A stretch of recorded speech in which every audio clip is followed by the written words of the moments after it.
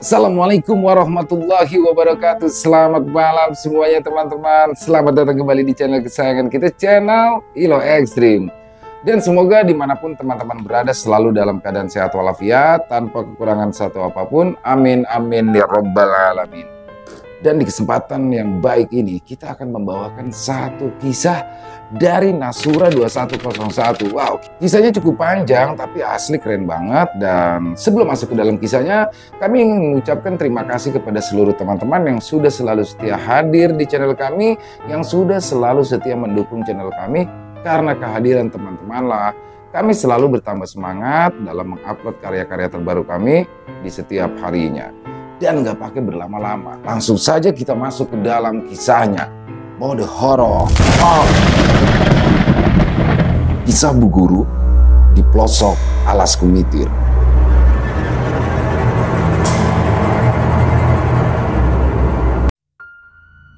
Kisah ini adalah kisah tentang seorang ibu guru SD yang didinaskan di daerah terpencil. Sebuah kawasan di sebelah barat Gunung Kumitir, kawasan terpinggir dari Kabupaten Jember, kawasan terjauh dari dusun pinggir hutan Kumitir. Dusun yang kawasan utara, timur, selatan berbatasan dengan hutan, hanya sebelah barat yang berbatasan dengan dusun Pasar Alas. Namun, untuk bisa masuk dusun Pasar Alas harus melewati Alas Simpen. Jalanan yang mesti dilewatinya pun bukan jalanan yang layak.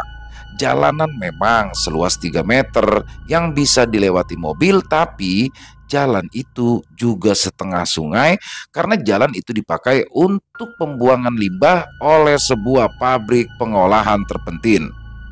Limbah dari pengolahan terpentin dibuang di jalan-jalan utama menuju dusun Pasar Alas. Sepanjang jalan-jalan Pasar Alas hingga sampai ke jalan raya provinsi yang menghubungkan kota Surabaya dengan kota Banyuwangi. Belum lagi kebiasaan warga yang suka membuang sampah di jalan. Bau anyir khas sampah busuk bercampur dengan bau limbah terpentin yang menyengat khas getah pinus yang bercampur dengan bahan kimia. Benar-benar membuat kita ingin muntah. Satu lagi yang membuat jalan ini parah adalah tidak adanya kalenan atau parit. Kalenan yang seharusnya bisa menjadi jalan air saat hujan turun di musim hujan selalu kembali tertutup saat hujan datang. Justru hilang saat musim hujan, tertutup oleh pasir yang hanyut dari tempat yang lebih tinggi. Karena struktur tanah di kawasan ini adalah pasir yang notabene sangat mudah terbawa air. Tepat di perbatasan yang menghubungkan antara dusun tersebut dengan dusun Pasar Alas dan Alas Simpen, bagian terpinggir yang gandeng dengan jalan ada sebuah kuburan, pemakaman Kristen. Pemakaman Kristen ini terkenal angker. Orang sering bingung dan lupa jalan saat melintasi jalan ini. Biasanya hanya muter di situ saja tanpa bisa keluar dari area Alas Simpen. Dan akan tersadar jika ada orang lain yang menegurnya, atau kadang hingga tertidur bahkan pingsan karena kehabisan tenaga. Ada juga yang terbangun dan berada di antara patokan penanda makam atau berada di bawah salah satu pohon besar di Alas Simpen. Hampir semua pohon di kawasan Alas Simpen sangat besar, lebih besar dari 5 depak, ukuran tangan orang dewasa, dan berusia ratusan tahun. Karena Alas Simpen telah ada sejak zaman Belanda dan terus dijaga secara turun-temurun. Alas Simpen sendiri berasal dari bahasa Jawa. Alas artinya hutan, sedangkan simpen artinya disimpan. Alas Simpen di sini dimaknai sebagai sebuah kawasan hutan yang dilestarikan, yang tidak boleh ditebang, harus dijaga kelestariannya. Alas Simpen berada di antara 3 dusun berbentuk segitiga. Di satu sisi perbatasan ada pemakaman Muslim dusun Curadamar. Di sisi kedua terdapat pemakaman Kristen yang gandeng dengan dusun Pasar Alas, dan sisi ketiga adalah jalan yang menghubungkan antara dusun Curadamar dengan dusun Pasar Alas. Jalan ini membelah Alas Simpen, dan jalan inilah yang paling angker dan sering membuat orang-orang bingung. Alas Simpen, jika diperhatikan, hanya sebuah area yang sempit, tidak sampai 3 hektar. Namun, saat kita memasukinya seolah tak berujung, misteri ini tidak terpecahkan. Warga pun tidak ada yang memusingkan hal ini. Yang mereka mengerti dan fahami adalah bahwa Alas Simpen harus dijaga kelestariannya. Ada pohon loh yang sangat besar di tepi jalan ini. Di bawah pohon loh ada jalan setapak menuju ke sisi kiri hutan. Jalan setapak itu mula-mula datar, semakin ke dalam semakin menurun, dan akhirnya benar-benar curam. Ternyata di bawah ada sumber air dan musola kecil. Sumber air ini sudah dibangun dengan sangat bagus. Ada banyak sekali pancuran, lebih dari 7. Konon, pancuran ini sudah ada sejak zaman Belanda. Entah siapa yang membangun dan membuatnya. Di sisi yang berseberangan dengan mata air ada gumuk atau bukit. Di atas gumuk itu banyak sekali pohon besar yang usianya sudah ratusan tahun. Besarnya pohon lebih besar dari 5 depat tangan orang dewasa. Konon, bukit itu tempat menyimpan emas dan harta karun lainnya. Namun, emas dan harta karun itu telah ditutup dan dipagari dengan pagar gaib. Desas-desusnya yang menutup adalah salah satu murid dari Kanjeng Sunan Kalijaga. Warga di ketiga dusun tersebut adalah orang-orang yang sama sekali tidak tergoda oleh keserakahan dunia. Semua yang kusimpan dan tersimpan di sini akan menemukan sendiri tuannya jika waktunya tiba.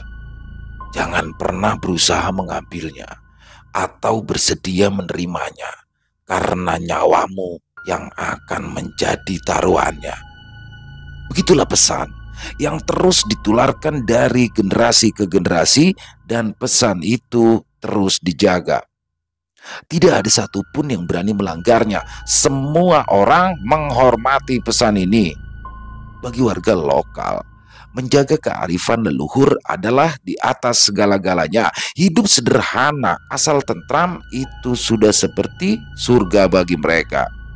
Orang-orang yang mampu mengerti kesejatian hidup, yang mampu berdampingan dengan alam tanpa merusaknya. Alam bagi mereka adalah kakak, karena mereka bawa dirinya hanya anak ragil atau anak bungsu. Karenanya mereka akan selalu menghormati alam sebagaimana mestinya. Lereng Kumitir, sekitaran tahun 1991. Zahra adalah seorang ibu rumah tangga yang memiliki 4 orang anak. Anak pertamanya adalah anak angkat bernama Sunyi. Dulunya Zahra tidak punya anak, tapi setelah mengadopsi Sunyi, akhirnya dia hamil. Selain suami dan anak-anak, ayah mertuanya juga tinggal bersamanya. Saat anak ketiga lahir, Zahra memutuskan untuk mengikuti ujian pengangkatan PNS. Akhirnya diterima dan didinaskan di sebuah desa terpencil. Dia didinaskan di sebuah sekolah dekat Alas Simpen. Area sekolah tempat Zahra berdinas berbatasan dengan Alas Simpen, hanya berjarak 100 meter dari Alas Simpen. Dan disinilah kesengsaraan demi kesengsaraan dimulai. Banyak hal yang tidak bisa dinalar mulai terjadi. Pagi-pagi sekali, Zahra dan keluarganya berangkat dari kota Banyuwangi ke dusun terpencil yang ada di lereng Gunung Kumitir. Setelah naik Gunung Kumitir, mobil yang mereka tumpangi mulai melaju menuruni wilayah Gunung Kumitir. Sampai persemaian, ada sebuah sempalan. Sempalan ini terkenal angker yang bernama Pal Kuning. Mereka berbelok ke arah sempalan jalan, menukik, sangat curam. Struktur jalan berpasir serta berbatu membuat jalanan semakin menyeramkan. Ditambah kabut yang masih pekat pagi itu membuat suasana jalan lebih sulit dari yang seharusnya. Semua penumpang sangat tegang, menghela nafas berkali-kali dicekam kecemasan. Setelah kerengket-kerengket beberapa lama, akhirnya mobil yang mereka tumpangi sampai di dasar curam. Di sana ada jembatan yang di bawahnya mengalir sungai yang sangat jernih. Dasar sungai terlihat jelas saking jernihnya. Ada damai tersendiri saat menatap sungai ini. Suasana yang tadinya beku dan mencekam seolah mencair. Setelahnya, mobil itu mulai menaiki tanjakan sedikit lebih landai. Suasana lebih cerah dari sebelumnya, kabutnya lebih tipis, meski dingin masih menusuk tulang sumsum. Sejak memasuki wilayah Gunung Kumitir, cuaca dingin menusuk hingga tulang sumsum. Area yang mereka tuju masih berada di area Gunung Kumitir, tepatnya di bawah Gunung Gending.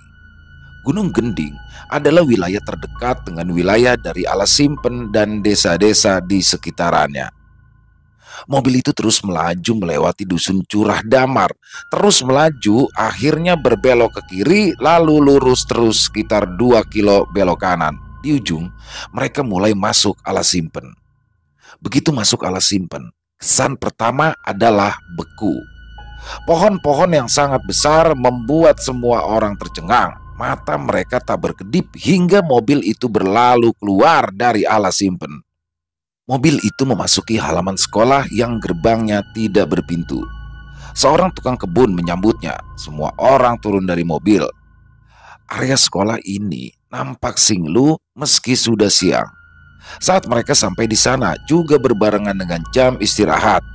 Halaman sekolah ramai oleh murid-murid, tapi Zahra merasakan hawa yang tidak nyaman, singlu sekaligus beku. Zahra pun berusaha menepis perasaan itu, lalu fokus kepada tukang kebun menyapanya, kemudian mulai memperkenalkan diri. Murid-murid yang sedang beristirahat mulai berkerumun menyambut kehadiran Zahra dan keluarganya. Mobil yang mereka kendarai mengundang perhatian murid-murid di sekolah itu rupanya. Kepala sekolah dan guru-guru pun mulai berdatangan bersama penghuni perumahan yang lain juga mulai berdatangan menemuinya. Zahra dibawa ke sebuah rumah dinas yang akan dia tempati bersama keluarganya. Ada 3 kamar, ruang tamu dan dapur, sedang kamar mandi ada di luar. Satu kamar utama dia pakai bersama suami dan ketiga putra-putrinya yang masih kecil-kecil. Sedang satu lagi untuk ayah mertuanya. Kamar ketiga untuk sunyi. Saat masuk rumah itu, yang dia rasakan biasa-biasa saja.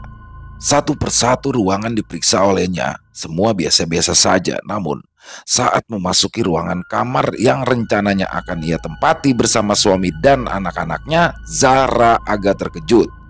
Dia merasakan hawa berbeda, ada aura yang begitu gelap. Kamarnya luas, tapi kenapa terasa pengap ya? Batin Zahra bingung. Membuka jendela lalu melihat keluar. Hidungnya mencium bau busuk sampah, bercampur bau terpentin dan zat kimia. Entah zat kimia apa, Zahra pun tidak tahu. Saat menusuk hidung, Zahra hampir muntah karenanya. Ia langsung menutup jendela rapat-rapat karena tidak kuat dengan bau yang menusuk hidungnya. Setelahnya, dia keluar kamar dan menuju dapur. Dari dapur tampak ada sumur besar di belakang rumah. Jubungnya lebar dan luas, model-model buatan Belanda. Di seberang sumur ada 2 rumah dinas yang sudah berpenghuni milik keluarga Pak Jaman. Di sebelahnya ada rumah dinas milik si bujang yang bernama Nadim. Di dekat sumur ada kamar mandi berjajar berjumlah 5. 5 buah kamar mandi itu jumlah yang sama dengan 5 buah rumah dinas yang ada di sana. 2 yang berjajar berseberangan dengan sumur, 2 lagi berjajar dengan rumah Zahra. Sementara rumah dinas milik kepala sekolah terpisah dari rumah dinas lainnya. Secara keseluruhan, lingkungan sekolah ini singlu. Zahra memutar melewati sumur dan kamar mandi yang berjajar, lalu kembali masuk rumah lewat pintu depan. Di sana, dia disambut kepala sekolah dan juga beberapa guru serta keluarga para guru yang tinggal di rumah dinas. Mereka bercengkrama, saling memperkenalkan diri, terlihat akrab. Setelah semua orang pergi, Zahra mulai menata rumah. Banyak barang-barang yang harus ditata, sementara ketiga anaknya asyik bermain bersama ayah mertuanya. Zahra menata rumah dengan dibantu suami dan Sunyi. Setelah semua rapi, Zahra memasak bersama Sunyi. Suaminya juga membantu keduanya menghidupkan tungku. Ya, masih pakai tungku. Selain tungku hanya ada kompor minyak karena ingin cepat mereka pilih pakai tungku. Malam itu, semua orang tidur di lantai, hanya menggunakan kasur karena memang belum memiliki dipan. Semua orang tertidur dengan lelap karena kecapean setelah seharian melakukan segala aktivitas. Namun, tidak dengan Zahra. Ia tak jua terlelap, tidak tenang. Kenapa ya? Kok gak bisa tidur? Padahal aku capek banget. Pikiranku juga ndak enak. Keluhnya bingung. Aku juga merasa kamar ini begitu pengap. Tadi siang saja saat masuk kamar ini sendirian sudah terasa pengap. Apalagi sekarang ada banyak orang. Akhirnya Zara bangkit dari tempat tidurnya, lalu mengambil jaket kemudian memakainya. Sambil merapatkan jaket, ia keluar kamar lalu berjalan melewati ruang tamu dan keluar rumah dari pintu depan. Kemudian duduk di beranda rumah. Hawa pegunungan dingin menyusup hingga tulang sumsum. Ia ingin menghirup udara segar karena merasa kamarnya begitu pengap. Dan saat itulah Zahra baru sadar bahwa ternyata di luar padang jinglang bulan bersinar terang karena purnama penuh. Di emperan tempat ia duduk ada pohon jambu. Zahra menyapukan pandangan, memindai ke segala arah. Hanya bangunan sekolah dan rumah dinas. Sebelah kanannya yang gandeng dengan rumah dinasnya ada rumah dinas milik Pak Prayit. Di ujung menghadap ke arah rumah dinas milik si Bujang adalah rumah dinas kepala sekolah. Di belakang rumah kepala sekolah adalah gerbang masuk dan jalan masuk ke area sekolah. Di tengah area bangunan hanya lapangan. Di tengah lapangan ada tiang bendera. Di sana Zahra terpaku beku dengan mata melotot saat matanya tertuju pada tiang bendera. Ada seseorang yang sedang berdiri di bawah tiang bendera. Dia mengucek matanya lalu menajamkan pandangan. Dan kini orang itu sedang bergelayut, bermain dengan berpegangan pada tiang bendera. Cahaya bulan purnama cukup terang untuk memastikan bahwa yang sedang bermain itu adalah seorang laki-laki dewasa. Zahra berpikir keras. Mana mungkin jam segini ada seorang laki-laki dewasa bermain di tiang bendera? Batinnya bingung. Lalu kapan dia datang? Bukankah beberapa detik yang lalu tidak ada siapa-siapa? Kening Zahra berkerut. Mungkin saja saat aku menyapukan pandanganku pada bangunan sekolah, dia datang. Tapi untuk apa? Untuk apa dia bermain jam segini? Mungkin saja dia sepertiku, kelisikan tidak bisa tidur. Detik selanjutnya, Zahra beranjak dari tempat duduknya. Lalu ia berjalan menuju tiang bendera. Ia merapatkan jaketnya. Hawa dingin semakin menusuk tulang sumsum. Bulu kuduknya mulai merinding. Langkah Zahra semakin mendekat ke tiang bendera. Hawa dingin ia rasakan semakin menusuk. Bulu kuduknya juga semakin merinding. Sementara laki-laki itu masih terus asyik berputar-putar tanpa memperdulikan kehadirannya, seolah tidak sadar bahwa Zahra sedang memperhatikannya. Mungkin ia terlalu asyik bermain. Tanpa Zahra sadari, ia terhipnotis dengan gerakan laki-laki itu. Perasaannya ikut riang terpaku. Tanpa sadar, Zahra tersenyum. Matanya berbinar mengikuti gerakan laki-laki yang ada di hadapannya. Meski Hawa terasa semakin menusuk, bulu kuduknya juga semakin merinding, tapi keriangan dan rasa nyaman serta suasana tentram menelusup ke dalam sanubarinya. Entah bagaimana tiba-tiba angin berhembus kencang membuatnya semakin merapatkan jaket. Dan saat ia sibuk merapatkan jaket, pandangannya teralih pada jaket yang dipegangnya. Dan saat pandangannya kembali ke tiang bendera, laki-laki itu sudah tidak ada lagi di sana. Hening. Zahra bingung, celingukan mencari bayangan laki-laki itu. Ia menyapukan pandangannya ke segala arah.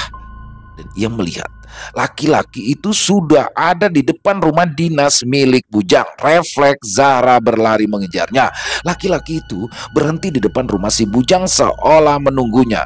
Zahra masih berlari kecil, berusaha segera sampai. Saat hampir sampai, laki-laki itu kembali berjalan menuju pintu dapur rumah dinas milik Zahra, lalu masuk rumah lewat pintu dapur. Cara masuknya yang membuat Zahra tercengang. Linglung, matanya melotot seolah tidak percaya dengan apa yang dilihatnya. Wajahnya langsung berubah pias, tubuhnya gemetaran menahan takut. Laki-laki itu masuk ke pintu tanpa membukanya, menembus pintu dapur lalu hilang di telan pintu dapur. Zahra mulai menangis ketakutan. Tanpa dia sadari, matanya kini mulai berair saking takutnya. Kakinya seolah terpaku di tempatnya berdiri tanpa bisa beranjak. Tangisnya mulai menjadi isakan kecil. Lambat laun, bahunya terguncang. Ingin sekali berteriak, memanggil suaminya, tapi lidahnya keluh. Sekuat apapun Zahra berusaha, suaranya tetap tidak keluar. Suaranya seolah seperti tercekat di tenggorokan.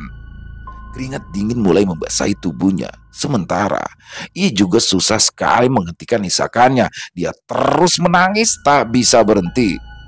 Zahra berusaha mengangkat kakinya, tapi begitu berat, seolah kakinya sudah dicor dengan tanah tempatnya berpijak. Ia terus mencobanya, tapi sia-sia. Akhirnya Zahra menyerah. Ia sudah sangat kelelahan, putus asa. Batinnya berteriak, memanggil-manggil nama suaminya. Mas Firman, tolong Zahra, Mas. Dia terus melakukannya. Entah berapa lama ia berada dalam situasi seperti ini. Ketika tarhim subuh berkumandang, tubuhnya sudah sangat kelelahan. Antara sadar dan tidak, Zahra merasakan tubuhnya melayang. Lalu semua menjadi gelap. Saat itu masih remang-remang ketika Bujang bangun. Udara yang sangat dingin membuat siapapun malas bangun tepat waktu buat salat subuh, termasuk Bujang. Bahkan seluruh penghuni rumah dinas belum ada yang bangun. Dialah orang yang pertama bangun. Malas Bujang membuka pintu. Bujang sangat terkejut ketika di halaman rumahnya ia mendapati tubuh Zahra terkapar tak sadarkan diri. Sambil memapa tubuh Zahra, Bujang berteriak-teriak minta tolong. Teriakan Bujang ini membangunkan seisi penghuni rumah dinas. Selain pagi yang hening, juga suaranya memang sangat keras. Bujang membopong tubuh Zahra menuju rumah dinas milik Zahra. Firman yang mendengar teriakan dari Bujang meloncat dari tempat tidur. Saat dia meloncat dari tempat tidurnya, dia tidak sadar bahwa istrinya tidak ada di sana. Dia berlari ke pintu depan lalu membuka pintu. Firman sangat terkejut kala mendapati istrinya sedang dibopong oleh Bujang. Dia tertegun beberapa lama. Firman tersadar saat Bujang menegurnya. Pak, tolong saya Pak, berat ini Pak, ucap Bujang sambil merangsek masuk. Lalu Firman membantu Bujang membopong istrinya. Keduanya pun membaringkannya di atas tempat tidur. Begitu Zahra dibaringkan, Bujang langsung pamit. Saya ceritakannya nanti dulu ya Pak, saya mau sholat subuh dulu. Bujang pun langsung pergi. Sementara orang-orang mulai berkumpul di rumah Zahra, berbisik-bisik tidak jelas. Firman dibantu Sunyi berusaha menyadarkan istrinya. Ketika Zahra sadar, dia tampak linglung, bibirnya masih terkatup, tapi bola matanya terus berair. Sunyi memberikannya air putih. Lalu setelah meminum air putih, Zahra terlihat mulai lebih tenang. Gadis muda ini terus memandangi ibu angkatnya, sementara bibirnya terus ngedumel membacakan surat Al-Fatihah. Seperti halnya Zahra, dia juga merasakan kejanggalan di kamar ibu angkatnya. Dia merasa ruangannya lebih dingin dan pengap. Dia juga merasa sesak berada di sana. Si Bujang datang disambut orang-orang yang umumnya penasaran dengan apa yang terjadi. Saya tidak tahu apa yang terjadi saat saya membuka pintu rumah. Bu Zahra itu sudah tergeletak, tidak sadarkan diri di halaman rumahku. Bujang menjelaskan apa yang terjadi, sementara Zahra belum bisa ditanyai, masih terlihat linglung. Matanya terus berair. Ia mulai mendapati kesadarannya saat anaknya yang bungsu mulai mendekatinya. Bocah yang baru berumur 7 bulan itu memang tidur tak jauh darinya. Bocah itu merangkak, mendekati ibunya. Zahra langsung duduk lalu meraih bayinya. Dia benar-benar menemukan kesadarannya kembali saat dia memangku putranya lalu mengelus rambutnya. Tangisnya pecah. Zahra memeluk bayinya lalu menghabiskan tangis. Suasana harum mulai mendominasi ruangan itu. Semua yang ada di ruangan memandangnya iba. Saat ditanyai apa yang terjadi, Zahra cuma bilang bahwa dia hendak mengambil air wudhu lalu terpleset jatuh tak sadarkan diri. Entah mengapa dia tidak ingin menceritakan apa yang dialaminya. Mungkin tidak ingin menjadi penyebab gosip bahwa perumahan ini berhantu. Akhirnya orang-orang nanti beringsut pergi. Firman Suami Bu Zahra rencananya akan berangkat kerja hari itu, yang memang tetap bekerja di kota Banyuwangi meski kini istrinya sudah menjadi pegawai negeri dan didinaskan di sini. Firman biasa tinggal di mes perusahaan dan pulang 1 minggu sekali. Tiap Sabtu malam minggu, Senin pagi akan kembali berangkat. Sebelum berangkat bekerja, Firman membantu Zahra memandikan anak-anaknya. Putri kandungnya yang paling besar berusia 5 tahun, sedang yang nomor 2 berusia 3 tahun juga perempuan, yang terakhir berusia 7 bulan laki-laki. Sementara Zahra dan Sunyi sibuk di dapur menyiapkan sarapan. Hari itu, setelah semua orang sarapan, suaminya pun berangkat kerja sesuai rencana. Pagi itu, setelah suaminya berangkat kerja, Zahra meminta izin kepada kepala sekolah untuk mendaftarkan putrinya ke sekolah. Dengan menggunakan sepeda ontel, ia membonceng putrinya. Letak sekolah putrinya kira-kira 2 kilo dari rumah dinas, melintasi pertigaan ala Simpen. Sambil memboncengi putrinya, Zahra masih kepikiran kejadian yang dialaminya. Laki-laki itu masuk rumahku, berarti tempat tinggalnya di rumahku. Entah dari mana ide sinting itu muncul, Zahra terus memikirkan hal itu sepanjang jalan. Setelah mendaftarkan putrinya sekolah hari itu, dia pun dinas seperti biasa. Hari terasa berat. Kejadian semalam terus berputar-putar di otaknya, seolah sengaja ingin menyiksanya. Sekuat apapun ia berusaha menepisnya, tetap saja bayangan laki-laki yang bermain di tiang bendera itu terus mengganggunya, bahkan hatinya berbunga. Tanpa sadar, Zahra senyum-senyum sendiri. Namun, kepalanya tiba-tiba sakit saat mengingat kejadian sebelum dia pingsan. Segala tekanan yang dia alami saat sebelum pingsan kembali muncul, itu sangat menyiksa. Tiba-tiba Zahra berdiri terpaku. Tanpa sadar ia mengalami deja vu atas kejadian semalam. Tubuhnya tiba-tiba tidak bisa digerakkan, seolah melihat laki-laki itu kembali sedang menembus pintu dapur rumahnya lalu menghilang. Sementara dia sendiri terpaku di tempatnya tanpa bisa beranjak. Tanpa sadar Zahra mulai menangis. Air matanya terus mengalir, lalu menjadi isakan hingga baunya tergoncang. Anak didiknya mulai memperhatikannya, mulai berbisik-bisik. Ruang kelas itu menjadi gempar saat tiba-tiba ia lunglai dan tubuhnya jatuh ke lantai, tidak bergerak lagi. Anak-anak langsung histeris melihat ibu gurunya lunglai dan ambruk di depan matanya. Ada yang langsung menghambur menolongnya, tapi ada juga yang menangis ketakutan. Ada yang menghambur keluar dan mengambil inisiatif memanggil guru-guru yang lain. Ruang kelas milik Zahra bersebelahan dengan ruang kelas 3. Bu Rubiah langsung menghambur keluar kelas saat mendengar anak-anak di ruang sebelahnya histeris. Ia hampir bertabrakan dengan salah satu siswa yang mengambil inisiatif untuk memanggilnya.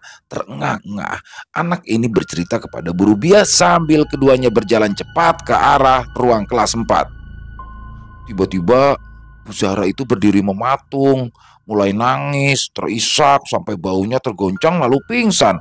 Ucapnya menjelaskan, anak-anak sudah berkerumun saat Bu Rubiah sampai.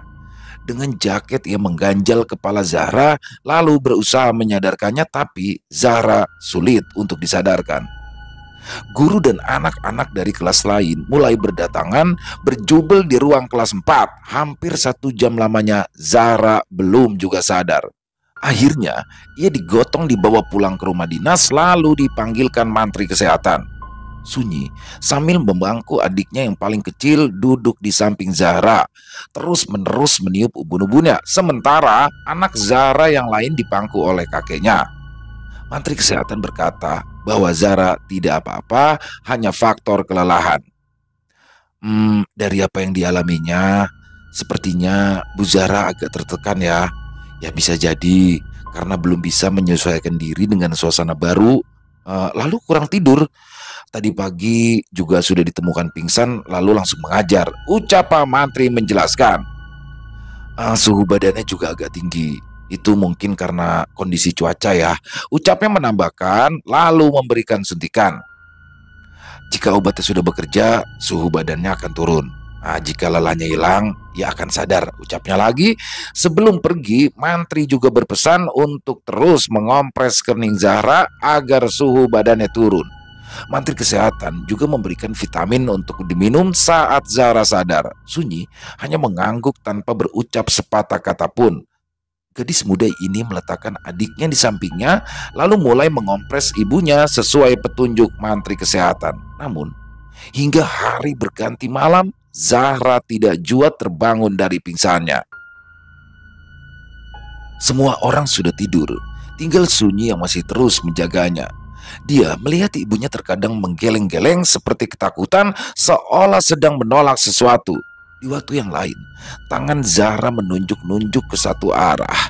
Kadang tiba-tiba memegangi rambutnya, lalu tangannya terangkat. Jari telunjuk dan jari tengah disatukan seolah dia sedang menjelaskan sesuatu. Zahra seolah sedang mengobrol dengan seseorang, dan itu terus terjadi sepanjang malam. Kadang ia terlihat marah, kadang mengiba, kadang tiba-tiba menangis tampak putus asa. Sunyi terus memperhatikan ibunya sepanjang malam sambil terus mengompresnya. Dia berusaha memahami apa yang sebenarnya terjadi. Satu hal yang dia pahami, ibunya sedang berbicara dengan seseorang dalam pingsannya. Dia terus mereka-reka makna dari setiap gerakan dan juga ekspresi ibunya. Hingga pagi datang, Zahra belum juga siuman. Panas badannya juga tidak turun, bahkan tubuh Zahra semakin menggigil. Pagi itu, si bujang kembali memanggil mantri kesehatan. Zahra kembali diberikan suntikan. Setelah diberi suntikan, ia pun terlihat lebih tenang. Sepanjang hari itu, para tetangga dan rekan-rekan guru datang silih berganti untuk menjenguknya. Zahra terlihat tenang di siang hari, namun saat surup datang, panas badannya kembali tinggi dan mulai mengigau saat hari menjadi gelap. Enggak, pokoknya enggak. Zahra tiba-tiba duduk lalu berteriak-teriak. Setelahnya dia kembali ambruk pingsan lagi. Hanya 1 jam ia tenang, lalu kembali mengigau. Yang diucapkannya kata-kata yang tidak jelas. Sambil menggeleng-gelengkan kepalanya, ia mengacungkan tangan menunjukkan cincin pernikahan yang ada di jari manisnya. Dia seperti sedang berusaha menjelaskan bahwa dia sudah menikah. Sunyi meraih tangan ibunya, ingin menggenggamnya, tapi ditepis oleh Zahra. Detik selanjutnya, ia kembali tenang, seperti sedang tertidur pulas, nampak kelelahan. Sunyi hampir tidak beranjak dari sampingnya. Sesekali dia hanya terlihat mengurus adik-adiknya. Selebihnya, dia kembali duduk di samping ibunya bersama ketiga saudaranya. Di seberang jalan rumah dinas, ada tetangga terdekat dari rumah dinas bernama Mbah Pi. Ia selalu ada di rumah Zahra sejak ia pingsan, selalu membantu keluarga Zahra semampunya, terutama soal makanan untuk anak-anak. Sepertinya Mbah Pi mengetahui sesuatu tentang apa yang terjadi padanya, tapi memilih diam. Mbah Pi juga selalu berada di rumah Zahra hingga larut malam, hingga semua anak-anak tertidur. Hal ini sangat meringankan beban Sunyi yang hampir tidak bisa beranjak dari samping ibunya. Sunyi tidak pernah membayangkan ibunya akan pingsan seperti sekarang, padahal mereka baru saja datang. Sedang ia juga tidak bisa mengabari ayahnya. Di zaman itu, di tempat itu belum ada handphone, semua masih memakai surat, dan jika ada yang sangat penting harus datang ke kantor pos untuk mengirim telegram. Guru-guru dan kepala sekolah juga sangat memperhatikan Zahra, terutama si bujang yang selalu memanggil mantri kesehatan. Hari kedua pun berlalu, seperti malam sebelumnya. Zahra seperti sedang berdebat dengan seseorang, tapi menggunakan bahasa isyarat. Mungkinkah yang diajak bicara adalah orang bisu? Batin Sunyi bingung, dan entah ide dari mana sehingga tiba-tiba terlintas pemikiran seperti ini.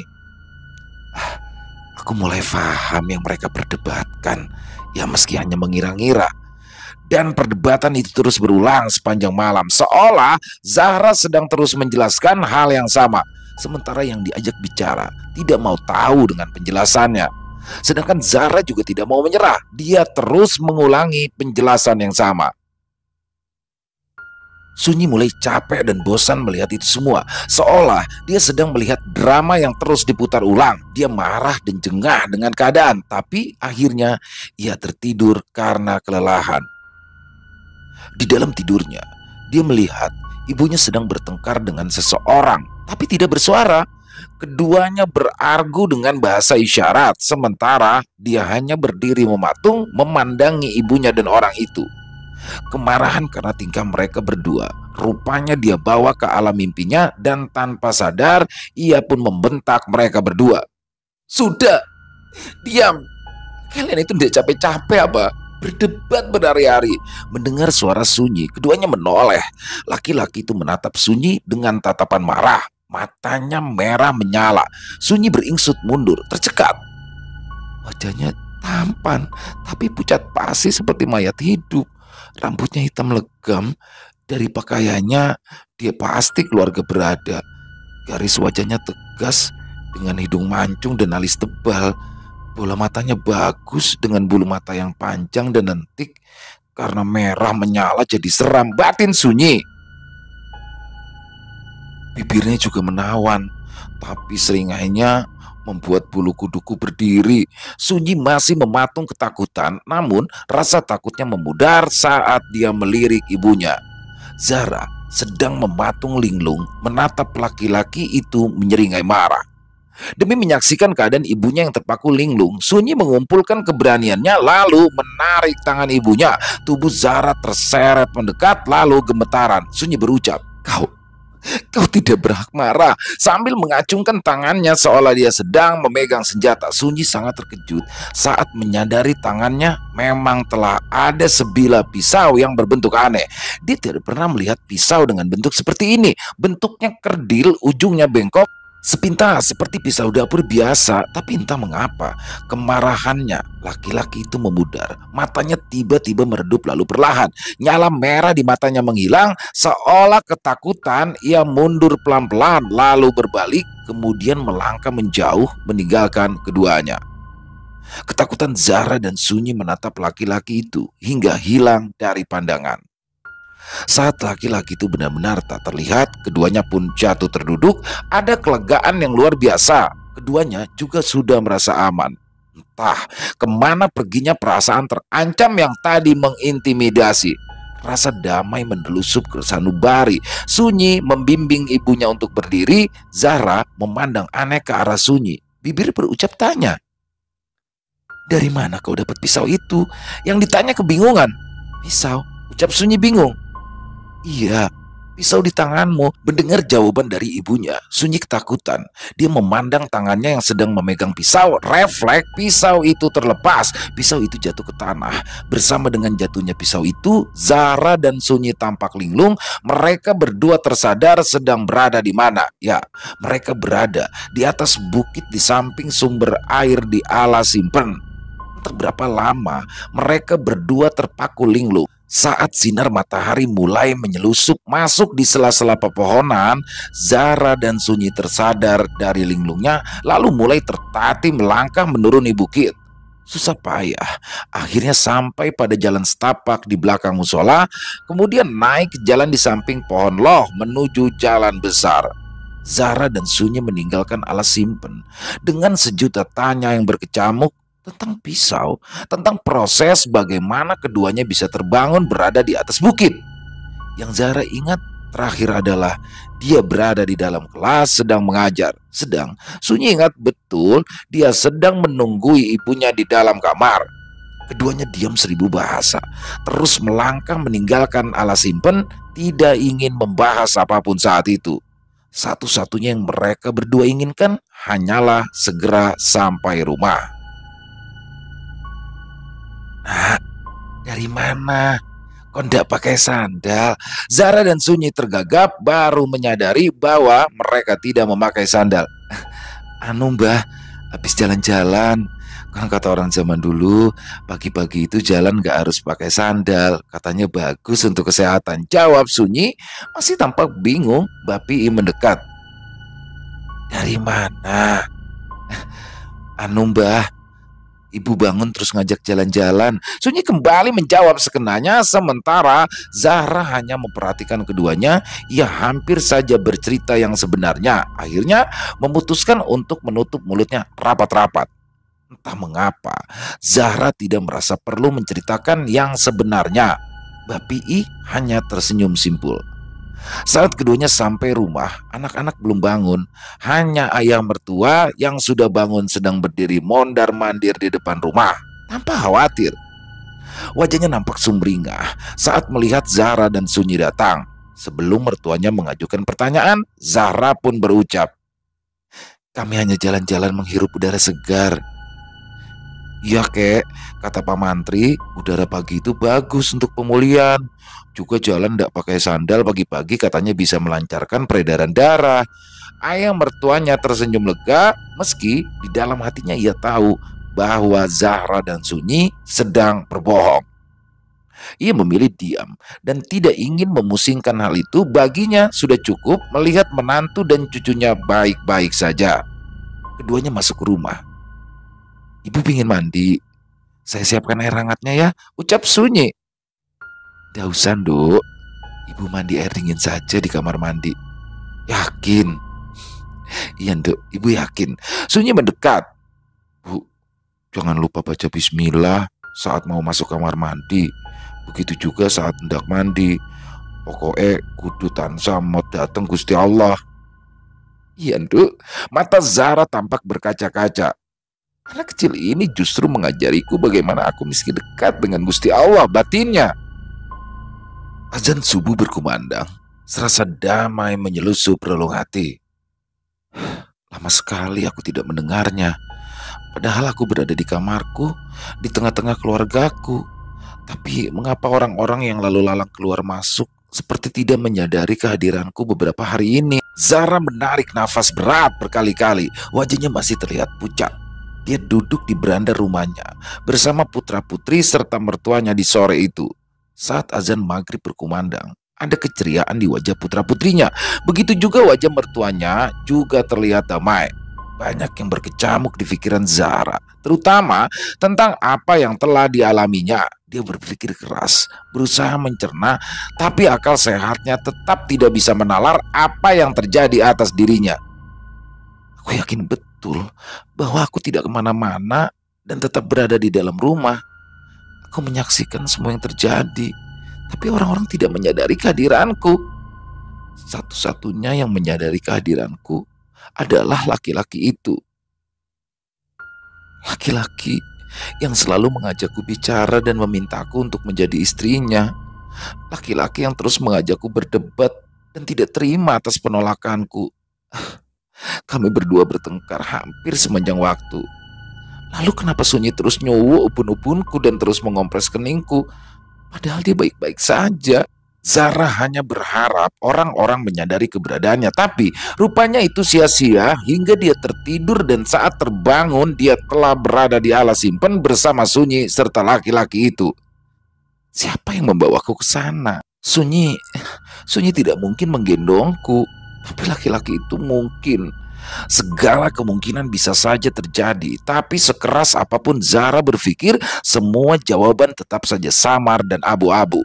Dan entah mengapa, dia masih merasa bahwa laki-laki itu masih ada di sekitarnya, terus mengawasi segala gerak-geriknya dari tempat yang tak terlihat. Sementara Sunyi juga masih terus berusaha mencerna apa yang sebenarnya terjadi. Hanya bedanya, akal sehatnya lebih bisa menerima apa yang terjadi. Aku sangat yakin bahwa aku dan ibu telah diculik makhluk halus lalu dibawa ke alas simpen. Aku juga sangat yakin bahwa akulah yang telah membebaskan ibu tanpa kusadari. Dan semua ini pasti ada hubungannya dengan alas simpen. Batin Sunyi meracau. Pisau itu dari mana asalnya? Bagaimana bisa ada di genggamanku? Dan kenapa laki-laki itu takut kepada pisauannya itu? Entah kenapa, aku begitu yakin bahwa laki-laki itulah yang telah membawa kami ke alas simpen. Dari gerak-gerik ibu saat ibu tak sadarkan diri, kenapa aku yakin kalau laki-laki ini menginginkan ibu untuk menjadi istrinya dan ibu menolaknya. Sampai akhirnya terjadi perdebatan panjang. Satu hal yang sangat aku yakini, laki-laki itu sepertinya bisu. Batin Sunyi kembali meracau. Seperti halnya ibunya, dia juga masih merasakan bahwa laki-laki itu masih mengawasinya dari tempat yang tak terlihat, mengawasi setiap gerak-gerik mereka. Aku juga yakin bahwa laki-laki itu begitu dekat. Dia ada di sekitar sini. Satu-satunya yang bisa memberi jawaban pasti dari semua teka-teki adalah kakek Ramlan. Beliau pasti akan mengungkap secara detail apa yang terjadi di sini. Akhirnya, Sunyi memutuskan untuk mengirim telegram secara diam-diam kepada kakek Ramlan. Aku hanya perlu memikirkan cara mengirim telegram karena jarak kantor pos sangat jauh. Ya, jarak terdekat adalah dia harus keluar dulu dari dusun ini, melewati pemakaman Kristen untuk mencapai dusun Pasar Alas, lalu keluar dari dusun ini ke jalan raya. Jalan terdekat kedua adalah melintas Alas Simpen yang tepiannya ada masjidnya, lalu melintasi kuburan Muslim menuju dusun Curadamar. Dari sini baru keluar ke jalan raya. Jalan teraman adalah jalan yang tidak melewati Alas Simpen maupun kedua kuburan itu adalah jalan memutar melewati jalan utama dusun Sidomulyo, lurus ke timur, belok kanan memutari peternakan seluas 35 hektar, lalu keluar menuju jalan raya. Tapi ada medan yang sangat berat di ujung jalan sebelum masuk jalan raya, yaitu di ujung jalan sebelum melewati jembatan. Selain tanjakannya sangat curam, medannya berbatu serta berpasir. Suasananya seram, mencekam, seperti diselimuti kegelapan. Ada kengerian tersendiri saat memikirkan hal ini. Saat itu aku melewati jalan itu rame-rame, bersama rombongan saja serem. Apalagi kalau harus sendirian, sial. Keluhnya sambil mencambak rambutnya, pusing sendiri, tak tahu harus berbicara dengan siapa. Kalau aku minta tolong sama tukang kebun, apa alasanku? Sunyi terus berpikir keras. Yang dia tahu ibunya dalam bahaya dan perlu ditolong. Dan yang ia yakini bisa menolong adalah kakeknya, yaitu kakek Ramlan. Atau sebaiknya aku bicara saja sama ibu ya? Ada apa, Tondo? Sunyi sangat terkejut saat ia mendengar suara ibunya yang entah sejak kapan berada tak jauh darinya. Dia tergagap, tak tahu harus menjawab apa. Dari tadi aku perhatikan kok kamu kayak orang bingung. Ibunya menatapnya penuh selidik. Yang ditatap tambah bingung. Harusnya ini adalah saat yang tepat untuk menjawab dan menyampaikan kekhawatirannya. Namun nyatanya justru malah bingung, tak tahu harus berbicara apa. Bibirnya keluh. Zara tampak makin penasaran, lalu menggenggam tangan Sunyi kemudian membimbingnya untuk duduk. Bicaralah, Dok. Ada apa?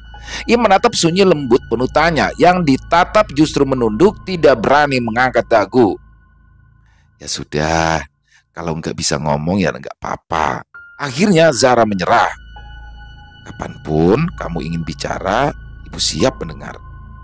Kamu tahu, kalau ibu sangat menyayangi. Sebelum Zara menyelesaikan kalimatnya, Sunyi menghambur memeluk ibunya sambil menangis. Zara sangat terkejut dipeluk tiba-tiba. Apalagi sambil menangis, dia semakin bingung. Ada apa dengan Sunyi? Batinnya. Setelah Sunyi menghabiskan tangis, ia pun berkata, Apa aku boleh mengirim telegram pada kakek? Aku kangen sekali kepada kakek. Tanpa sadar Sunyi memiliki alasan untuk mengirim telegram kepada kakek Ramlan. Tentu boleh sayang. Zara semakin bingung. Entah mengapa aku merasa Sunyi sedang menyembunyikan sesuatu. Tapi apa? Sunyi tidak mungkin menangis seperti tadi jika hanya kangen sama ayah.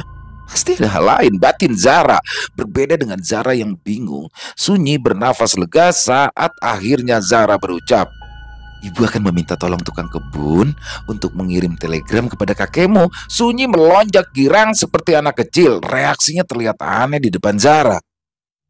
Terlihat berlebihan. Zara hanya menggeleng sambil tersenyum senatural mungkin. Dia tidak ingin merusak suasana dan membuat putrinya kembali murung. Keesokan harinya, kakek Ramlan atau ayah dari Bu Zara pun datang. Begitu menerima telegram, kakek Ramlan langsung berangkat. Menjelang siang saat itu ia sampai rumah dinas. Kakek Ramlan langsung menuju kamar Zara sambil membopong cucunya yang paling kecil, sementara ketiga cucunya yang lain mengikutinya. Ketika berada di kamar Zara, ia tersenyum pada Sunyi, menatapnya penuh rasa terima kasih, lalu merengkuh Sunyi, dibenamkannya ke dalam pelukan sambil dikecup keningnya. Terima kasih sudah menjaga ibumu. Kakek tidak tahu apa jadinya jika kamu tidak berada di sampingnya terus-menerus. Yang dipeluk membalas pelukan kakeknya lebih erat. Terima kasih ya. Kakek juga langsung datang saat menerima telegram. Ucapnya manja. Tadinya saya bingung gimana caranya ngabari kakek. Kan gak berani ke kantor pos sendirian. Takut lewat alas simpen dan pemakaman. Sedangkan jalan memutar juga ujungnya hutan dan pal kuning. Lanjutnya panjang lebar. Oh, memangnya ada apa dengan alas simpen, pemakaman, dan pal kuning? Oh, kakek kayak ndak tahu aja. Sunyi tersipu, ada kengerian di sorot matanya. Alas simpen bukan hal yang harus kamu takutkan. Buktinya kau mendapatkan pulung untuk menggenggam pisau itu meski hanya sebentar. Sunyi tampak terkejut. Loh, bagaimana kakek tahu tentang pisau itu? Tidak usah terkejut. Kakek tahu semuanya tentang alas simpen dan semua penghuninya termasuk pisau itu. Jadi, maksud kakek pisau itu dari sana. Kakek Ramlan hanya tersenyum sambil mengacak-acak rambut Sunyi. Sunyi terlihat menghindar. Oh kakek, aku kan sudah besar, sautnya protes karena diacak-acak rambutnya seperti anak kecil. Sudah besar kok masih takut lewat kuburan, jawab kakek Ramlan meledek. Lagi-lagi Sunyi tersipu. Kamu itu gak perlu takut sama kuburan, karena nantinya kita semua juga akan dikubur. Kalau lewat kuburan, ucapkan salam. Ucap salam, kek? Iya. Assalamualaikum ya ahli kubur. Sunyi tampak tercenung mendengar jawaban dari kakek Ramlan. Iya, kakek benar. Jika kita mendoakan yang baik, pastinya akan kembali kepada kita hal-hal baik, batin Sunyi. Iya, kau benar. Doa yang baik akan berbuah kebaikan juga. Lagi-lagi sang kakek mampu membaca pikiran Sunyi. Lalu di hutan di ujung jalan yang berakhir pal kuning itu kenapa seram dan mencekam, kek? Dia begitu yakin kakeknya memiliki jawaban. Kakek Ramlan tampak tertegun lalu tersenyum kecut. Ia menghela nafas berat. Karena di sana telah dibuang dan diterlantarkan begitu saja ribuan mayat orang-orang yang tidak berdosa. Maksud kakek tidak berdosa bagaimana? Mereka adalah orang-orang yang pada zamannya ikut sebuah partai terlarang. Hanya karena takut dan ikut-ikutan saja, partai terlarang ini kemudian melakukan kudeta pada pemerintah. Namun, saat pemberontakan dapat dipatahkan, mereka diciduk dan dibantai, lalu mayatnya dibuang begitu saja di pal kuning. Suara kakek Ramlan bergetar, ada amarah dan duka yang dalam. Jadi, mereka adalah orang-orang yang tidak berdosa, yang tidak seharusnya diperlakukan seperti itu. Ya, arwah mereka masih mulek di situ dan berusaha mencari jalan pulang. Mereka tidak pernah bisa keluar karena sudah dipatok dan dikembeni dengan kain berwarna kuning kemasan. Oh, jadi itu sebabnya disebut pal kuning. Tidak semua orang paham kisah di balik sebutan itu. Sebagian besar hanya mengira karena ada plang yang berwarna kuning. Sudahlah, selama kita tidak mengganggu, yora bakal biye-biye. Toh kabeh gila lahir bareng amonge termasuk awakmu. Maksud kakek, semua yang terlahir ke dunia ini bersama penjaganya termasuk diriku. Ya, yang penting hatimu yang lurus kepada Tuhan. Jangan lupa mohon izin atau permisi saat melintasi tempat itu. Sunyi tertegun dengan penjelasan kakeknya. Sekarang dia paham betul apa yang dimaksud kakeknya, bahwa dimanapun kita berada harus menjaga tata krama dan juga tingkah laku. Selama kita tidak berbuat hal yang melanggar aturan, maka semuanya akan baik-baik saja. Lalu bagaimana dengan ibu? Batinnya, ibumu pancen ono sing lantari. Kakeknya menjawab apa yang dipikirkannya. Lagi-lagi kakek membuat gadis muda ini terkejut. Kakek selalu mengejutkan aku. Aku kan cuma batin, keluhnya manja kakek Ramlan terkekeh. Pada dasarnya, secara keseluruhan, area ini memang area yang riskan. Area sekolah ini adalah bekas gudang milik Belanda yang diambil alih oleh tentara Jepang.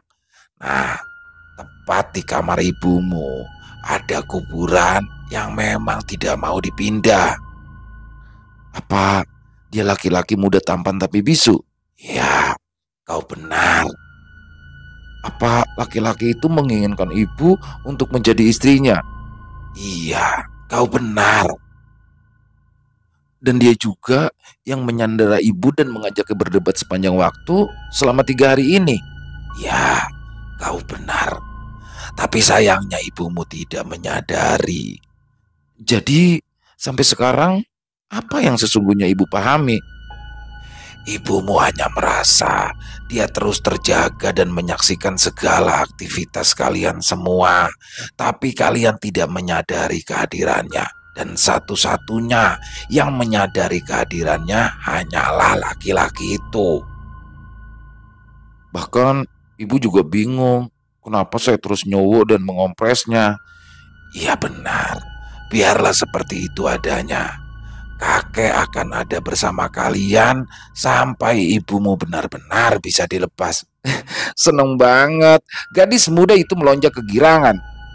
Oh iya kek, bagaimana aku dan ibu kok bisa terbangun di alas simpen pagi itu? Karena kamu itu anak yang baik. Makanya mereka menyayangimu dan mau melindungimu. Kakek Ramlan tersenyum menggoda. Kakek jangan menggoda ah.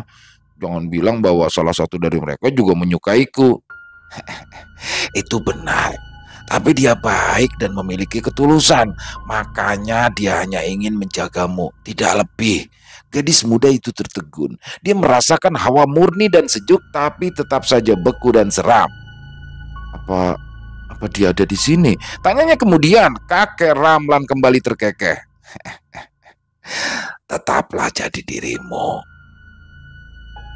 Oh iya kek, kakek bilang tadi ada yang lantari. Siapa dia kek? Apa jangan-jangan itu bule Marni? Wah, cucu kakek ternyata penglihatannya banyak kemajuan. Kakek, aku kan hanya mengira-ngira cuma bule Marni yang bisa jahat sama ibu. Ya, ini memang ulah Marni. Kenapa sih kakek membiarkannya hidup? Bule Marni itu kan hampir membunuh ibu. Lagi-lagi kakek Ramlan hanya terkekeh. Sesaat kemudian ia tampak serius menatap cucunya. Dok, urip mati kuwi duweke pangeran. Kita tidak memiliki hak untuk mengambil nyawa siapapun, termasuk nyawa orang yang jahat sekalipun. Gadis muda ini tercenung. Bagaimana orang yang sudah sangat jahat dibiarkan? Lihat, sekarang dia kembali berbuat jahat, batinnya. Aku benar-benar tidak bisa memahami jalan pikiran kakek. Tidak usah dipaksakan jika kamu belum paham. Yang jelas dilarang membalas ketika kamu disakiti. Gadis muda ini lagi dan lagi harus tersipu di depan kakeknya. Dia tidak bisa membatin apa-apa, selalu saja ketahuan. Semua itu sudah ada hitungannya sendiri di hadapannya. Tidak usah khawatir, biar Tuhan sendiri yang mengadili. Sunyi hanya mengangguk, meski tetap saja hatinya memberontak. Tapi Sunyi tidak ingin membantah kakeknya. Senyum kecut dan wajah khawatir masih menyelimuti wajah ayunya. Saat kakek mengatakan iya terhadap perkiraannya tentang Marni, hatinya menjadi tidak tentram. Wanita jahat itu telah berani kembali. Aku yakin pasti ada yang lebih dari ini yang sedang ia siapkan.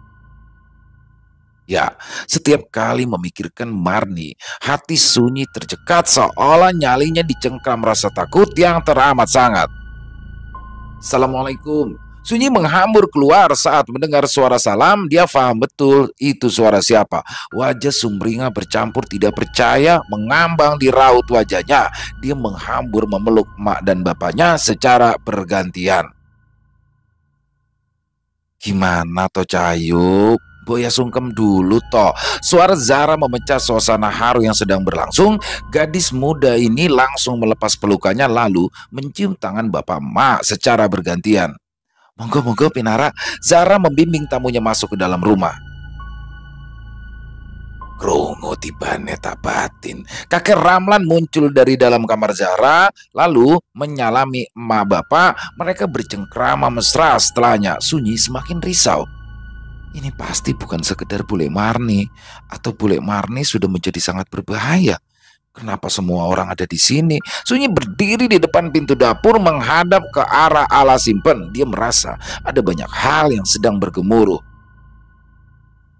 Ada banyak hal yang sedang bersiap. Ada hal besar yang akan terjadi. Sunyi semakin risau. Ia merasakan suasana di sekitarnya semakin sesak. Begitu banyak mata yang mengawasinya. Duk, mikir apa toh? Sunyi tersentak dari lamunan mendengar suara emaknya. Mak, panjenengan krosora. Iya, Duk. Oleh sebab itu, emak bapak mengkhususkan datang karena kami mengkhawatirkanmu, Cahayu. Ah, kenapa sih bule Marni menjadi sangat jahat? Emak menatap putrinya. Ya, entahlah, Duk. Harusnya kan bule Marni legowo. Tapi nyatanya masih tidak terima. Percakapan keduanya terhenti saat dari arah kuburan Kristen seorang pemuda lari tunggang langgang sambil berteriak-teriak. Mereka datang! Mereka datang! Di sisi sebelah kiri Sunyi dan emaknya berdiri. Ada jalan melintang yang di ujungnya adalah kuburan Kristen. Tubuh pemuda itu sudah babak belur. Dia terjungkal berkali-kali tapi dia bangun lagi dan terus berusaha berlari. Orang-orang mulai berdatangan mendengar teriakannya lalu tergopoh menolongnya. Namun dia meronta-ronta berusaha melepaskan diri. Dari bibirnya masih terus berucap, mereka datang, mereka datang. Seluruh penghuni rumah dinas pun ikut keluar termasuk bapak. Orang-orang berkerumun tepat di depan gerbang sekolah tempat Zahra dinas. Orang-orang berusaha menenangkan pemuda itu, tapi dia tidak bisa tenang dan terus berteriak-teriak. Bapak menyingkap kerumunan orang-orang sambil berkata, permisi, permisi. Lalu bapak menyengkram pemuda itu tepat di kedua bahunya memaksanya bersimpu. Bapak mulai meniup ubun-ubun pemuda itu berkali-kali. Tidak kentara sambil memeluknya dari belakang. Orang-orang mengira bapak hanya coba menenangkannya. Shh, tenang, tenanglah. Katakan padaku siapa mereka. Bapak membisiki kalimat yang sama berulang-ulang. Pemuda itu mulai terlihat tenang namun belum bisa bicara. Tangannya gemetar menunjuk ke arah kuburan Kristen. Bapak membimbingnya untuk berdiri lalu membawanya memasuki gerbang sekolah. Dibawanya ke rumah dinas milik Zahra. Sebagian orang-orang mengikutinya dan sebagian memilih pergi karena merasa pertunjukan sudah usai. Zahra memberikannya air putih. Saat pemuda itu sudah duduk, ia sedikit tenang meski masih terlihat ketakutan. Kamu tidak perlu bercerita apa-apa. Bapak tahu semua yang kamu alami. Pemuda itu terbelalak menatap bapak. Kau bertemu seorang perempuan cantik berkebaya dan sedang menyeret pandai yang mata pandainya bergerigi. Pemuda itu menutup mulutnya yang menganga kala mendengar penuturan dari bapak. Dia membawa pasukan yang sangat banyak. Semua wajahnya beku dan pucat. Pemuda itu semakin terpaku. Dia menatap bapak tanpa berkedip. Dia menahanmu dari semalam saat kamu melewati kuburan Kristen. Kali ini pemuda itu mengangguk tanpa ekspresi. Dia memintamu untuk menyampaikan pesannya padaku. Pemuda itu menatap bapak beberapa lama lalu menangis tanpa suara. Wajahnya beku, tanpa ekspresi, tapi air matanya terus mengalir. Tangis itu bahkan tanpa isakan. Dari air mata itu, bapak mulai melihat apa yang tidak bapak lihat sebelumnya. Bapak jatuh terduduk dengan bertumpu pada lututnya. Semua orang yang ada di situ yang sedari tadi hanya terpaku menyaksikan keduanya bergidik ngeri, refleks menutupi wajah masing-masing. Wajah pemuda itu penuh sayatan. Jelas, itu bekas goresan pisau yang sangat tajam. Belahan-belahan dalam setiap sayatan membentuk garis-garis luka yang menganga, masih basah. Darah yang mulai mengering di sekitar sayatan membuat wajahnya semakin mengerikan. Air matanya yang terus mengalir membasahi setiap cerukan dari lukanya. Namun anehnya, wajahnya tetap tanpa ekspresi. Mungkin pemuda ini sudah mati rasa. Sementara orang-orang yang menyaksikannya semakin ketakutan karena darah yang tadinya telah mengering tiba-tiba kembali mengalir, malah seperti diperas. Bukan hanya pemandangan di wajah pemuda itu yang membuat Bapak syok, tapi siapa yang ada di dalam raganya. Detik selanjutnya, dari kerumunan orang-orang mulai ada yang kesurupan. Suasana menjadi gaduh dan suasana menjadi kacau balau saat orang kedua, ketiga, keempat, dan seterusnya juga ikut kesurupan. Korban terus berjatuhan, hampir semua orang yang ada di situ kesurupan. Dibarengi dengan tangis ketiga putra-putrinya Zara yang masih kecil-kecil. Ketiga bocah ini rupanya juga melihat semuanya. Anak kecil memang jiwanya masih bersih dan umumnya bisa melihat apa yang tidak bisa dilihat oleh orang dewasa pada umumnya. Zahra dan mertuanya berusaha menenangkan mereka, tapi anak-anak terus menangis sementara bapak, emak, dan kakek Ramlan sibuk menolong orang-orang yang kesurupan. Sunyi kok nggak ada? Dia kemana? Batin Zahra bingung. Ia mulai mencari Sunyi di antara kerumunan, tapi ia tak dapat menemukan Sunyi. Jangan-jangan dari kejauhan tampak Mbah Pi datang membawa kurungan ayam dan ketiaknya ngempit kain putih. Mbah Pi langsung masuk rumah tanpa memperdulikan kekacauan yang sedang terjadi. Pemuda itu langsung dikurungi dengan kurungan yang dibawanya. Lalu kurungan itu langsung ditutup dengan kain putih yang tadi dikempitnya. Kain putih itu ternyata kain kafan. Kalau memang harus mati, matilah. Kalau bisa hidup, maka hiduplah. Mbak Pi berucap tanpa ekspresi, wajahnya beku menyeramkan. Kurungan itu terus ditatapnya. Mulutnya komat kamit membaca mantra. Entah mantra apa yang dibacanya, tidak jelas. Dia berdiri sambil bersedekap, seolah sedang menyaksikan sebuah pertunjukan. Sementara pemuda itu mulai berteriak-teriak minta dikeluarkan dari kurungan. Segala umpatan dan sumpah serapah keluar dari mulutnya. Semua isi kebun binatang juga keluar dari mulutnya. Namun suaranya bukan lagi suara dari pemuda itu, melainkan suara seorang perempuan. Mbah Pi tersenyum sinis.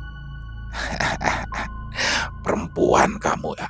Seorang perempuan kok tingkahnya seperti laki-laki, tidak punya malu. Yang diajak bicara dari dalam kurungan tertawa ngakak. Suara tawanya menggema, memekakan telinga siapapun yang mendengar. Gemanya terdengar di setiap sudut rumah dinas dan seluruh lingkungan sekolah. Semua yang ada di situ serta merta menutup telinganya kesakitan, kecuali Mbah Pi. Mbah Pi kembali tersenyum sinis, lalu memejamkan mata.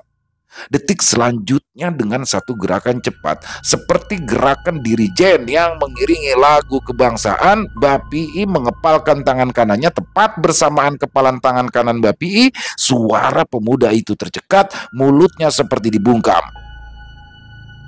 Suasana menjadi sunyi senyap. Zahra menutup telinga putra sulungnya dan mendekapnya. Bocah itu tampak kesakitan meringkuk di pelukan ibunya. Isakan yang masih tersisa menghilang oleh rasa takut yang mencekam. Begitu juga kedua putrinya yang lain yang ada di dalam dekapan kakeknya. Keduanya meringkuk dalam isakan. Suasana senyap berlangsung entah berapa lama, seolah semua terkungkung oleh sebuah kekuatan yang maha dahsyat. Mbah Pi membuka mata lalu membuka kepalan tangannya. Bersamaan dengan itu, kain kafan yang menutup kurungan tiba-tiba memerah, seolah seperti terkena muncratan darah. Suasana mencekam, perlahan mencair. Mbah Pi mendekati Zahra dan putra bungsunya yang ada dalam dekapannya, lalu mengulur tangannya meraih putra bungsu Zahra. Digendongnya bocah kecil itu, lalu didekapnya erat sambil dikecup berkali-kali, lalu dikembalikan pada Zahra. Selanjutnya, Mbah Pi mendekati kedua putri Zahra yang ada dalam dekapan kakeknya. Ia berjongkok dan meraih keduanya dalam dekapannya. Mbah Pi melakukan hal sama seperti yang dilakukan pada si bungsu, memberi kecupan berkali-kali pada keduanya. Ketiga bocah itu kini terlihat lebih tenang. Tidak berapa lama setelahnya tampak tertidur kecapean. Zara membaringkan putranya ke tempat tidur, lalu meraih satu persatu kedua putrinya dan dibaringkannya di tempat tidur, seolah tidak terjadi apa-apa. Mbak Pi meninggalkan rumah Zahra, melangkah keluar meninggalkan rumah dinas terus keluar dari gerbang sekolah. Orang-orang terpaku memandang setiap langkahnya yang membeku, seolah jantung mereka berhenti berdetak waktu seolah terhenti. Saat Mbak Pi keluar dari gerbang, Mbak Pi berpapasan dengan Sunyi. Dia sedang menyeret seorang perempuan yang sudah tidak berdaya. Seolah menyeret boneka, dia menyeret perempuan itu dengan mencengkram rambutnya. Srek, srek. Terdengar suara tubuh bergesek dengan tanah berpasir yang dilalui Sunyi. Mbak Pi hanya melirik sinis. Senyumnya penuh kemenangan. Ekspresinya sangat puas. Sementara Sunyi, wajahnya beku tanpa ekspresi. Tubuh perempuan yang diseretnya berlumur darah hampir di sekujur tubuhnya. Dari bekas darah yang mengalir jelas bahwa darah itu berasal dari mulut, telinga, hidung, mata, dan pori-porinya. Langkah Sunyi pelan namun pasti terus memasuki halaman sekolah, lurus ke rumah dinas, lalu berhenti tepat di depan rumah dinas milik Zahra. Di bawah pohon jambu, orang-orang yang baru saja bernafas karena Mbak Pi telah pergi kembali terhenyak dengan kehadiran Sunyi. Mereka terpaku shock, seolah tidak percaya dengan pemandangan yang ada di hadapannya. Belum lagi mata mereka berkedip, tubuh Sunyi tiba-tiba terkulai. Sunyi tidak bergerak lagi. Kakek Ramlan yang berdiri tidak jauh dari Sunyi langsung menghambur, disusul oleh bapak dan emak. Namun tubuh Sunyi telah meringkuk di tanah tidak jauh dari tubuh perempuan yang diseretnya. Kepala keduanya saling menyilang. Kepala perempuan itu berada di dekat kaki Sunyi, begitu pula sebaliknya. Kepala Sunyi berada di dekat kaki perempuan yang diseretnya. Mata kakek Ramlan terbelalak tidak percaya memandang dua perempuan yang ngelimpruk di bawah kakinya. Bibirnya tanpa sadar berucap, "Marni." Untuk beberapa saat kakek Ramlan membeku. Emak menghambur duluan, langsung berjongkok merengkuh putrinya ke dalam dekapan. Dipeluknya erat putrinya sambil disibakan rambutnya yang aut-autan, dikecupnya berulang-ulang. Tanpa sadar, air mata emak jatuh satu persatu. Bapak juga langsung berjongkok dan memeriksa urat nadi Sunyi. Lalu tangannya meraih tubuh putrinya dari rengkuan emak, dibopongnya dan dibawanya masuk ke dalam rumah dinas. Emak mengikuti bapak dari belakang. Kakek Ramlan seolah tersadar saat bapak membawa Sunyi masuk rumah dinas. Buru-buru ia berjongkok dan memeriksa urat nadi Marni. Dia masih hidup, tapi sepertinya dia telah kehilangan seluruh kekuatannya. Kakek Ramlan tertegun sebentar, kemudian berdiri dan membiarkan tubuh Marni begitu saja meninggalkan masuk ke dalam rumah dinas. Orang-orang yang tadi kesurupan, mereka juga tiba-tiba saja tersadar, seolah semua kekuatan yang mencengkram tempat itu telah pun menguap. Linglung, mereka meninggalkan rumah dinas. Begitu masuk rumah dinas, kakek Ramlan langsung menyingkap kain kafan yang menutupi kurungan. Pemuda itu nampak meringkuk tak berdaya. Kakek Ramlan lalu menyingkirkan kurungan yang mengurungnya. Dengan isyarat ia meminta Zahra untuk menggelar tikar dan menaruh bantal di atasnya. Dengan bantuan Zahra dan ayah mertuanya, kakek Ramlan menggotong tubuh pemuda itu lalu dipindahkan ke atas tikar yang sudah disiapkan. Kemudian kakek Ramlan duduk di samping pemuda itu memeriksa urat nadinya. Dia sudah tidak apa-apa. Lukanya akan sembuh dengan bantuan Pak Mantri, ucap kakek Ramlan kemudian. Di depan pintu, Zahra tertegun. Dia terpaku memandangi tubuh Marni yang bersimbah darah. Lalu dia berbalik masuk ke dalam. Pak, Zahra menatap ayahnya bingung sambil jari telunjuknya menunjuk keluar. Cuek, kakek Ramlan menjawab. Bilang juga sama Pak Mantri untuk membawa ambulan. Suara kakek Ramlan mengintimidasi. Zahra pun sudah tidak berani membantah, langsung ngeloyor pergi, nyandak sepeda ontelnya yang terparkir di emperan rumah dinas. Di kayunya menuju rumah Pak Mantri. Dalam hati ribuan tanya berkecamuk tentang Mbak Pi yang tiba-tiba berubah menyeramkan, tentang putri angkatnya yang pulang dalam keadaan sekarat, tentang pemuda yang sekarang terkapar di ruang tamunya dengan luka sayatan yang mengerikan di wajahnya. Pak Mantri datang ke rumah Zahra bersama seorang asisten. Pemuda itu dirawat oleh Pak Mantri, begitu juga Sunyi. Sejam kemudian ambulans juga datang dan membawa tubuh Marni. Besoknya, setelah pemuda itu sadar, dia diantar pulang ke rumahnya oleh bapak dan kakek Ramlan. Untuk pengobatan selanjutnya masih dalam pengawasan Pak Mantri. Tiap sore, bapak dan kakek Ramlan juga menjenguknya hingga pemuda itu pulih kembali. Pemuda itu adalah warga yang tinggal tidak jauh dari Alas Simpen. Ternyata selama ini Marni terus memantau Zahra. Kemana dia pergi, di mana dia tinggal dan berbuat apa saja. Tadinya Marni sudah menyerah dan tidak ingin lagi mengusik Zahra, namun karena perlakuan suaminya Arya yang sangat semena-mena terhadapnya membuat dendam Marni kembali berkobar.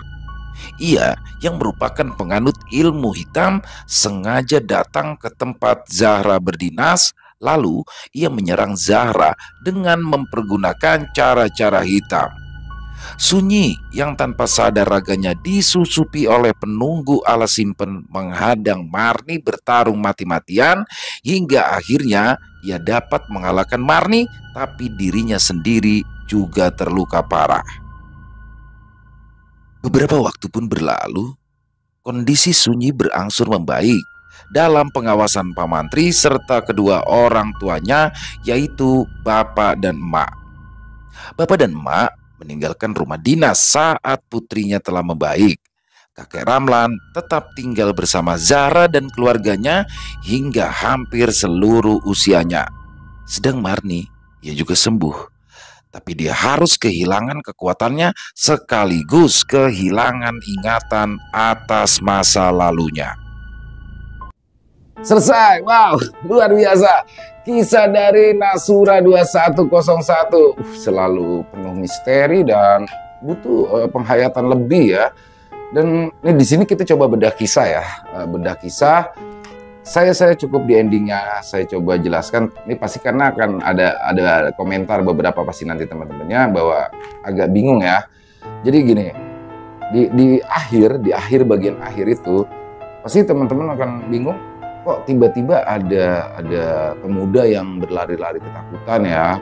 Habis itu nggak lama datang Sunyi yang geret Marni dengan cara dijambak rambutnya yang sudah bersimbah darah, dan sampai akhirnya Sunyi yang menggeret Marni itu akhirnya jatuh juga. Jadi Marni ini ternyata masih mengikuti kemanapun Zahra berada. Jadi buat teman-teman yang mungkin yang belum tahu sosok Marni, ini ada di yang sebelumnya ya, jadi yang kisah dibalik penderitaan Zahra, yang mana Marni yang sebenarnya sudah merebut Arya dari Zahra, justru dia yang merasa dendam karena didasari KDRT yang sering dilakukan oleh Arya yang memang belum bisa move on dari Zahra. Dan jadi pada saat kejadian, Sunyi itu melihat ada tanda-tanda di jauh sana bahwa Marni sedang melakukan sesuatu untuk mencelakai ibunya yaitu Zahra. Akhirnya Sunyi datang ke sana menghampiri Marni dan terjadilah pertarungan di sana yang mengakibatkan kekalahan Marni, tapi di situ Sunyi juga terluka parah. Dan cowok tadi yang berlari-lari itu sebenarnya adalah cowok yang dipengaruhi oleh Marni. Dan sosok cowok misterius atau sosok cowok yang katanya bisu yang ada di dalam kamar Zahra itu, kuburannya, sebenarnya sosok itu tidak begitu mengganggu, tapi memang sosok itu dimanfaatkan oleh Marni ya untuk dibangkitkan lagi untuk mengganggu Zahra. Dan di situ kan dia pengen menikahi Zahra ya, intinya pengen membuat Zahra itu hilang ingatan atau ya tidak waras gitu ya. Jadi sedikit bedah kisah di situ, dan overall kisahnya keren banget. Memang sedikit butuh ini ya, karena misteri banget nih. Bahkan dari sosok Mbah Pi sekalipun di sini masih misteri banget, tapi keren banget kisahnya. Dan salah satu ciri dari Nasura yang keren banget. Dan Nasura ditunggu lagi untuk Mbak Naya kisah-kisah selanjutnya yang seru. Dan buat teman-teman semoga terhibur dengan kisah barusan. Dan buat teman-teman yang mungkin punya komentar lain, punya pendapat lain tentang kisah barusan, silakan bisa dituliskan di kolom komentar ataupun hanya sekedar saling menyapa. Insya Allah kami akan menjawabnya satu persatu. Buat yang suka dengan videonya bisa diklik tombol like-nya, tombol jempolnya. Dan buat yang belum subscribe, jangan lupa diklik tombol merah subscribe-nya. Dan jangan lupa lonceng notifikasinya dinyalakan agar teman-teman selalu mendapatkan notifikasi dari konten-konten yang akan kami upload selanjutnya. Untuk channel Ilo Ekstrim kami upload di setiap malam hari, setiap jam 7 malam waktu Indonesia bagian Barat. Dan buat teman-teman mungkin yang punya kisah horor misteri yang diangkat dari kisah nyata, kisah pribadi, apabila berkenan silakan bisa dikirimkan ke kami melalui nomor telepon yang ada di bawah sini. Dan yang sudah mengirimkan kisah kami ucapkan terima kasih. Di akhir kata, saya Ilo mengucapkan permohonan maaf apabila dalam pembawaan kisahnya barusan ada kata-kata saya yang salah ataupun ada kata-kata saya yang kurang berkenan. Saya mohon dibukakan pintu maaf yang seluas-luasnya karena saya hanyalah manusia biasa, tempatnya salah dan dosa.